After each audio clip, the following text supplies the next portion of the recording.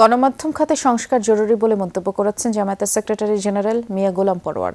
বলেছেন, রাজনৈতিক ও ব্যবসায়িক স্বার্থ রক্ষায় নিত্য নতুন গণমাধ্যম গড়ে ওঠার ফলে তথ্য সম্প্রচার খাতে স্বচ্ছতা ও নীতিমালা সংস্কারের প্রয়োজনীয়তাকে আরও বাড়িয়ে তুলেছে। দুপুরে জাতীয় প্রেস ক্লাবে এই খাতের সংস্কার নিয়ে আয়োজিত এক সেমিনারে তিনি জানিয়েছেন, রাজনৈতিক ও ব্যবসায়িক স্বার্থে গণমাধ্যম ব্যবহারের প্রবণতা দিন দিন বাড়ছে।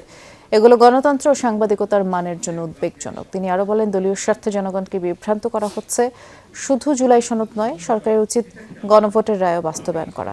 সোশ্যাল মিডিয়ায় নীতি বহির্ভূত কন্টেন্ট বৃদ্ধির সমালোচনা করে তিনি বলেছেন, মূলধারার গণমাধ্যমের মতো সামাজিক যোগাযোগ মাধ্যমেও নীতিমালা থাকা জরুরি। সেমিনারে অন্য বক্তারা বলেন, রাষ্ট্র সংস্কারের প্রতিশ্রুতি থাকলেও বাস্তবে গণমাধ্যমকে সীমিত করা হচ্ছে। দলীয় লোক নিয়োগের মাধ্যমে গণমাধ্যমকে নিয়ন্ত্রণের চেষ্টা চলছে বলেও অভিযোগ করেন তারা।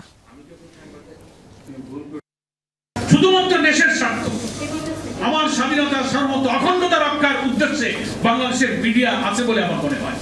প্রত্যেকের পেছনে একটা পলিটিক্যাল ইন্টেনশন আছে, না এটা বিজনেস কর্পোরেট কালো অবৈধ পুঁজি রক্ষার জন্য তারা মিডিয়া চলে।